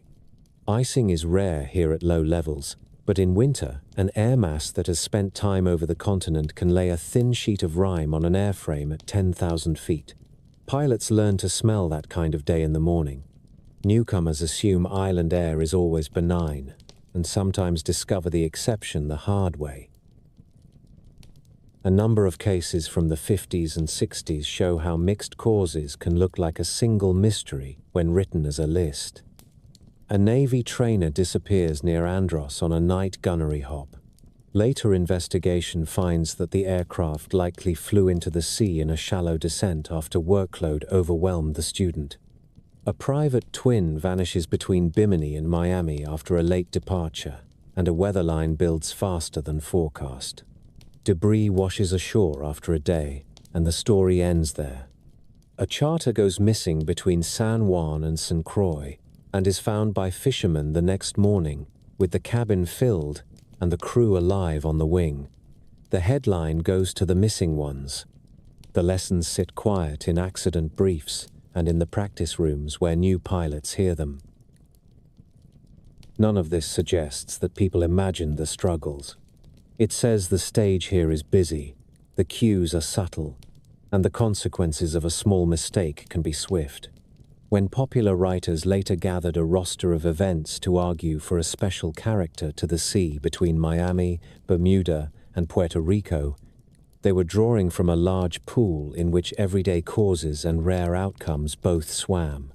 The cases that left no trace naturally rose to the top. The ones that left parts and reasons slipped to the bottom. From a distance, it is easy to see only the cream. By the early 1960s, the Triangle's reputation had a proper stage and a paying audience. Ships still steamed through in great numbers and aircraft still wrote straight lines across the sky. But now every odd case earned a little more attention than it would have a generation earlier. Two stories from that decade still sit near the front of any list. One is the loss of a large tanker that set off from the Gulf Coast full of molten sulfur and never reached Virginia. The other is the strange vanishing of a small pleasure boat only a mile off Miami with the lights of the city in plain view. The tanker was the Marine Sulphur Queen. She began life as a T2 hull, a common workhorse of the war years, and was later converted into a carrier for hot liquid sulfur. The conversion required long heated tanks, heavy insulation, and piping that kept the cargo near the temperature of a bread oven. She departed Beaumont, Texas, in early February 1963, loaded deep, and pointed her bow through the Gulf toward the Straits of Florida. A routine radio message near the lower Florida Keys placed her on course and on schedule. After that, there was silence. She did not arrive at Norfolk. The Coast Guard launched a search that reached from the Keys up past Cape Canaveral, and within days found scattered objects that could be tied to the ship. Life jackets, a name board, bits of raft and cork. No hull, no people. The investigation that followed was sober and thorough. Inspectors studied the conversion design and the maintenance records. They interviewed crew from sister ships and surveyors who had walked the keel and frames in dry dock. The picture that emerged was not of a haunted sea, but of a vessel under high loads, with a history of structural strain. The T2 hull had known issues with cracking in cold water when stressed. The conversion to carry hot sulfur placed new demands on a steel frame built for other work. Reports mentioned weeping seams, corrosion in way of the tanks, and the kind of repeated heating and cooling that can fatigue metal over years. There was talk of gas pockets and of fumes, though nothing firm tied that idea to the loss. In the end, the Coast Guard wrote that the vessel was probably not fit for the service in which she was employed, and that a structural failure at sea could explain the sudden end without leaving a large raft of debris in a fast current. It was not a satisfying conclusion for newspapers. It was persuasive to people who know how ships age. The second case is the one many Floridians still tell visiting friends. On the evening of the 22nd of December 1967, a small cabin cruiser named Witchcraft left a Miami marina for a short outing to look at the Christmas lights along the shore. 2 men were aboard. The night was calm. Somewhere near the sea buoy off Government Cut, barely a mile from the beach, the skipper radioed the Coast Guard to say the boat may have struck something and to request a tow. He was not in danger. He would keep his anchor light on. A cutter made for the position, a run so short that you can trace it with one finger on a chart. 19 minutes later, the crew arrived and found open water. No hull, no crew, no flares. Over the next days, aircraft and boats searched hundreds of square miles of ocean. Nothing turned up. The strangeness of that gap is what keeps the story alive. 1 mile is within sight of hotel balconies and beach chairs. The Coast Guard's response was quick. The weather was forgiving. Yet in the time it takes to make a pot of coffee, the scene had erased itself. Investigators did what they could with what little they had. They looked at the design of the boat and at the state of the currents. They learned that even on a placid night, the Florida current can pull at an anchor line as if a hand were tugging it. They knew that a small cruiser can ship water over the stern in the wake of a passing freighter, and that a sudden list can throw 2 men to one side and give the next wave its chance. They made no firm finding because there was nothing firm to anchor it to. The file closed with the familiar economy of words. Missing, presumed lost. The decade had other entries that built a mood. A freighter with a general cargo vanishes south of the Bahamas and is later found to have had a history of corrosion and a tired crew. A small charter aircraft bound for Nassau fails to report a position and is found on a reef with everyone safe, a tidy rescue that never makes a book. A Navy patrol plane takes a beating in a squall line and limps to base with torn skin and a calm note from the crew chief about repairs. Each event is ordinary in isolation. Read together on the same page, they begin to sound like a chorus. As the calendar turned, the stories kept coming. In the spring of 1973, a freighter carrying cement left Fort Lauderdale for Puerto Rico and went quiet near the old Bahama Channel. Searchers found a life ring days later and nothing more. There were strong squalls in the area that week. Cement can set fast when water finds it, turning a long cargo hold into a single heavy stone. The physics of that are plain if harsh. The file sits in the same drawer as the Marine Sulfur Queen. Heavy cargo, structural load, sudden failure without a showy memorial on the surface. The pattern repeated into the present century, though modern cases tend to be smaller and lonelier. In July 2015, 2 14-year-old boys put out from Jupiter Inlet in a 19-foot boat on a summer day that began well and turned unkind. When they did not return, the Coast Guard searched a wide swath of ocean for a week. Their skiff was found many months later, 1,000 miles from Florida, near Bermuda. It was empty. The Gulf Stream and the prevailing wind had done exactly what the textbooks say they do. They had carried a light object along the arc of the subtropical gyre and set it down near the door of the Sargasso Sea. The loss had nothing to do with legends. It had everything to do with youth, weather, and a river in the ocean that does not tire. In late 2020, a small, open boat that left Bimini for Florida with 20 people aboard failed to arrive. The distance looks like nothing on a map. It is a hard run for a low freeboard craft when wind comes up against the current. Search aircraft and cutters covered a region larger than some states, recalculating drift every few hours, and found no trace. The sea keeps such secrets easily in winter. A sharp squall, a shift of weight, a rail under for one moment, and then the water is in charge. To families ashore, the absence of debris feels eerie. To people who work those waters, the absence feels tragically normal. There are quieter cases that receive attention mainly because of where they occur. In 2017, a business jet left Puerto Rico for Florida and vanished from radar east of Eleuthera. Debris and remains were located by the next day. Weather was fair.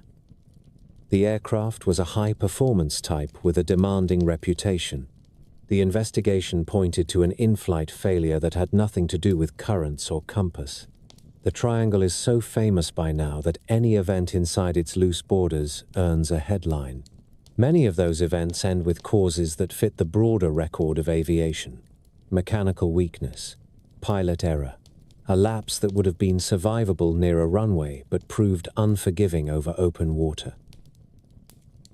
Set these stories against the geography we have already mapped, and a few themes stand out. The Florida current can move flotsam many miles in a single tide, which turns a neat search box into a long ribbon. The shelf falls away quickly to deep basins where heavy objects do not announce themselves. Weather in the trades can look polite and then raise sharp little squalls faster than a forecast model can update. Small boats that are comfortable inside Biscayne Bay are not the same craft you want in the open straits with wind against current. Ships that carry dense cargo ask their crews to be perfect at loading and at ballast, and the sea does not always let them be. What makes the marine sulphur queen and the witchcraft endure is not that they cannot be explained. It is that the explanations require us to accept how easily seawater can end a story without leaving anything for later visitors to point at. We like puzzles that surrender a lock of hair or a glove. This region often offers nothing. When an inquiry has to end with careful possibilities rather than a firm cause, a space opens that folklore is eager to fill. Into that space pour talk of strange fogs and compasses that spin and lights that hang over the waves. The documents in the archives say something less theatrical. They say that heavy ships can break, that small boats can abruptly go wrong, and that even a quick response from shore can arrive to find a clean horizon. By the time the triangle earned a reputation, a quieter question had begun to circle in offices where people keep statistics. Is this region actually more dangerous than other busy corners of the ocean? The agencies that track accidents said no. The Coast Guard pointed out that the area between Miami, Bermuda, and Puerto Rico carries heavy traffic by sea and by air, and that the absolute number of incidents rises where the number of journeys rises. Lloyd's and other underwriters did not charge special rates for the region. NOAA spokespeople answered letters with the same calm line. There is no evidence of an unusual cluster once you adjust for exposure. That view may not make headlines, but it is the baseline from which every good explanation starts. Exposure is not the only part of the puzzle. Reporting habits help build myths. In earlier centuries, a ship that vanished left a single line in a ledger. In the 20th century, a ship that vanished left a file folder and sometimes a headline. Starting in the 1960s, anything that happened inside the loose triangle boundaries earned a larger audience. A freighter lost in the Indian Ocean was a tragedy. A freighter lost north of the Bahamas became a talking point. That is not a property of the sea, it is a property of attention. Geography plays its quiet part. Look at a bathymetric chart, and the whole story sharpens. The Florida shelf ends in a clean cliff. Beyond that escarpment, the bottom falls into the Blake Basin. To the south, the Puerto Rico Trench drops farther than 5 miles in places. The Bahamas are ringed by shallow carbonate banks that end suddenly at the tongue of the ocean and other deep cuts. A small aircraft that reaches deep water will not be found without a directed search and a measure of luck. A cargo ship that breaks up where the current runs strong will leave a thin trail. None of this is mysterious. It is the sober physics of a steep underwater landscape. Currents shape the outcome above that landscape. The Gulf Stream is a real mover. It is as fast as a river, and it runs day and night. On its western edge near Florida, it can carry floating debris far from an incident site before a patrol aircraft even launches. On the banks and channels of the Bahamas, smaller streams fold in and out of the main flow like feeder roads. A search box that was tight at noon can be a long ribbon by sunset. When a report says no debris was found, that does not prove that debris never existed. It often means it was carried out of reach before the first grid line was flown. Weather supplies the rest of the context. The region sits under the path of hurricanes for half the year. In winter, cold fronts push out over warm water and can trigger sharp squalls. In summer, convection builds into tall towers by early afternoon. Water spouts are not rare. Microbursts and gust fronts can complicate the last miles of a visual approach to an island field. None of this is exotic. It is simply active weather at a meeting place of air masses. Place long overwater legs and heavily used shipping lanes under that sky, and you have the ingredients for both incidents and empty search results. There is a smaller, more stubborn topic that deserves a clear paragraph. Compasses. The Western Atlantic has a long history of sailors talking about needles that drift. The truth is not mysterious. Compasses point to magnetic north rather than true north. And the difference between the two is called declination. The line of zero declination, called the agonic line, has wandered over the centuries and at times has passed near Florida. Navigators have long known to correct for it. In the days before electronic aids, a tired crew that failed to apply the correction could hold a heading that looked right and arrive somewhere quite wrong. That is not a glitch in the planet.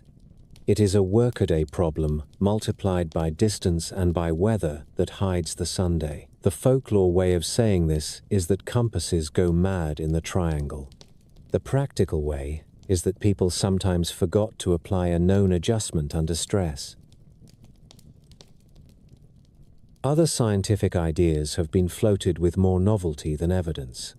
Methane hydrates buried under the seabed can, in theory, release gas in large bubbles that lower water density and cause a hull to founder. The phenomenon is real in places where hydrates sit close to the surface.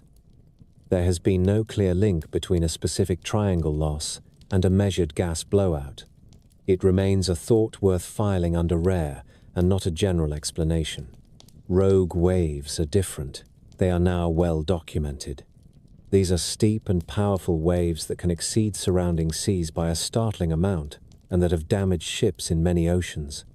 The interaction of strong currents with opposing winds is one of several ways such waves can form. The western edge of the Gulf Stream gives you that setting often enough to take the idea seriously. A large slab-sided vessel that meets one at the wrong angle can take a hit that no stability table likes.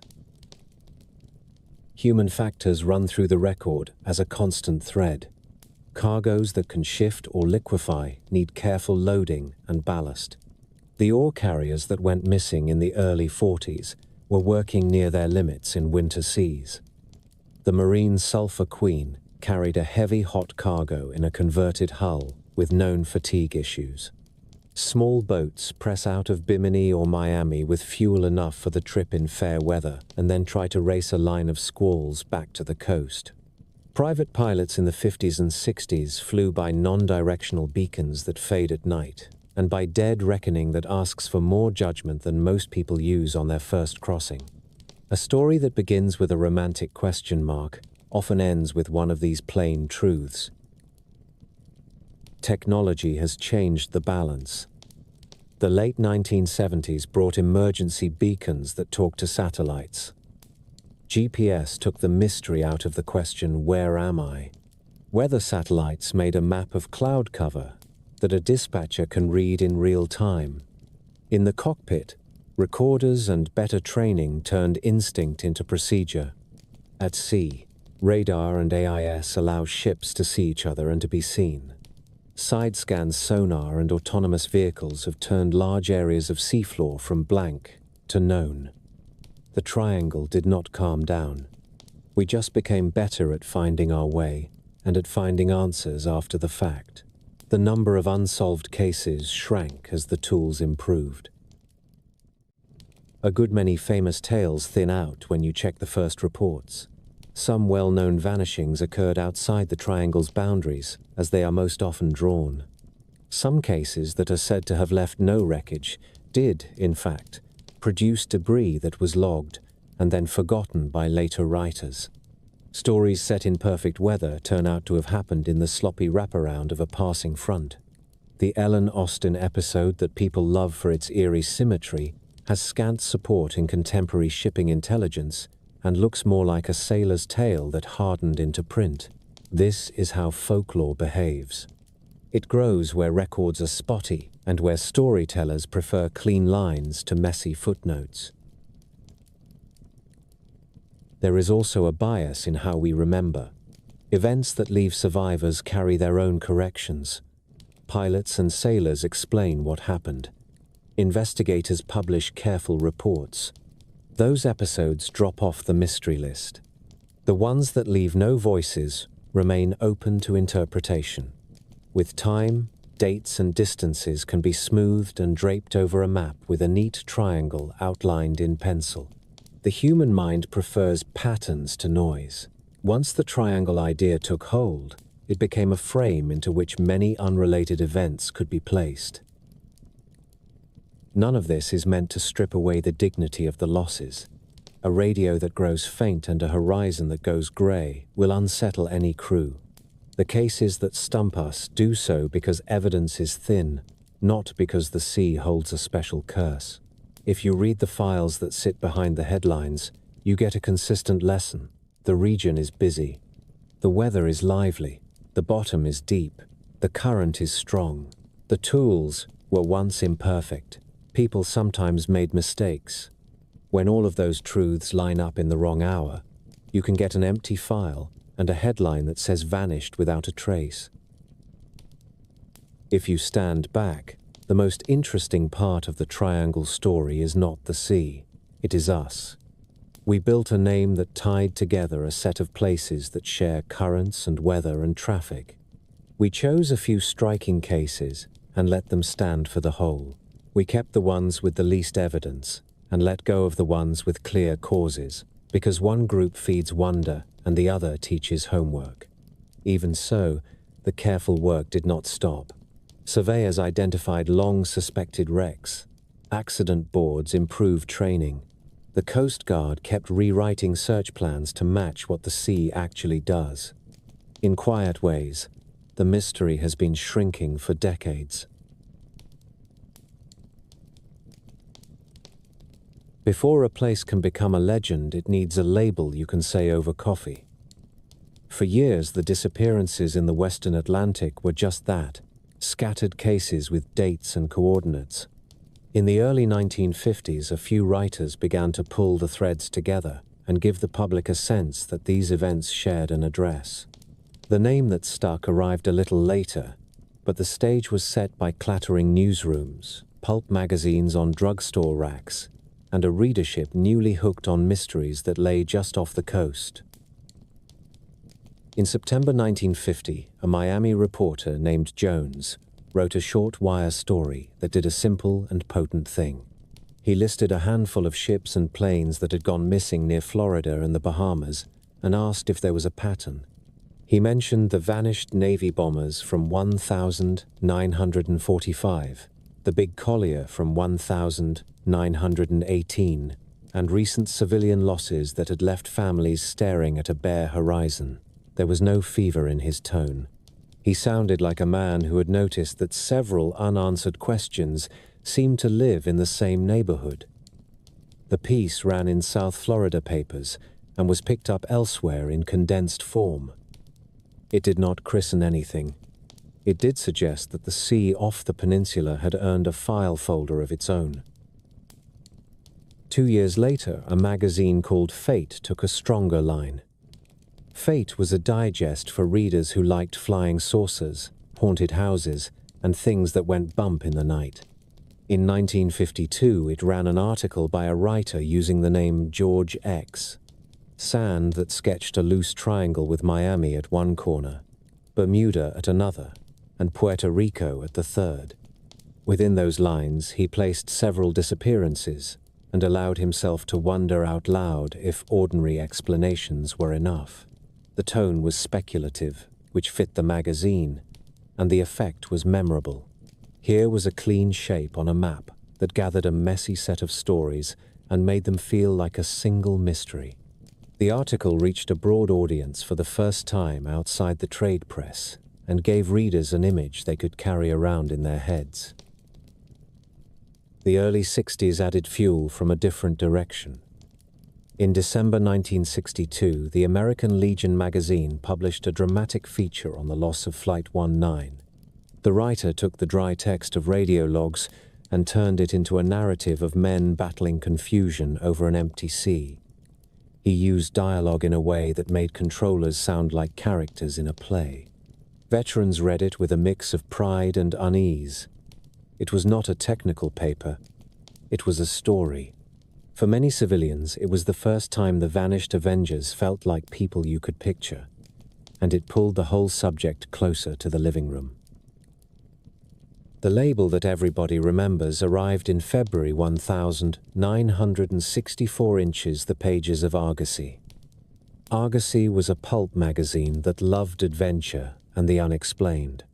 Vincent Gaddis wrote an article called The Deadly Bermuda Triangle, and with that headline he named the thing.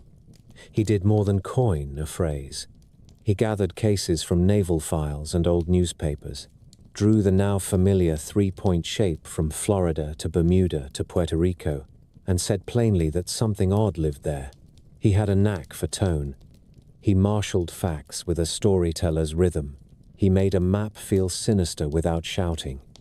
The piece landed at a moment when the country was curious about space, worried about the Cold War, and newly open to the thought that the world still held pockets of the unknown. The phrase Bermuda Triangle stuck the way a good brand name sticks. It sounded nautical and precise, and faintly ominous.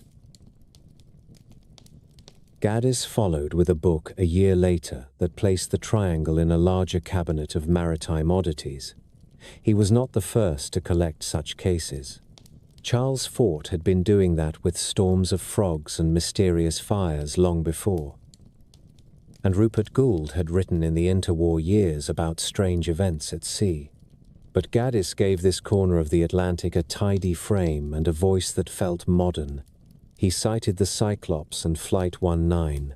He pointed to passenger aircraft that had gone missing without a flare.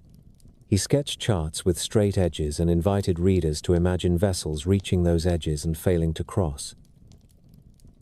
By the end of the decade, other writers took up the file. John Wallace Spencer brought out a book that devoted itself entirely to the subject and made the triangle a star rather than a chapter. He placed a map near the front that showed the 3 points, listed the best-known cases, and hinted that the list might be much longer if only someone did the work. Newspaper editors in coastal cities obliged by running features with headlines that paired the name with words like mystery and curse. Airline passengers read them in gate lounges and looked out at the sea with a new sort of attention. It helped that the larger culture was primed. The late 50s and early 60s were the age of saucers and lights in the sky. Reports of unidentified craft over the desert and over farm fields were in the papers. The first astronauts were flying, and people spoke freely about the unknown. Ignatius, Donnelly's old musings about Atlantis wandered back through used bookshops. A public that had grown up with war news now browsed for wonder. A triangle of water where solid vessels and modern aircraft had disappeared without nice, clean answers met that appetite. You could imagine causes that were exotic, or you could imagine the sea being simply merciless. Either way, the stories were hard to put down. There were also sober voices, but they traveled more slowly. The Coast Guard in Miami kept a form letter for curious readers that explained currents and storms and statistics. Lloyd's in London pointed out that insurance rates for ships did not change on one side of an imaginary line. A handful of magazine writers pushed back at the spookier claims and reminded readers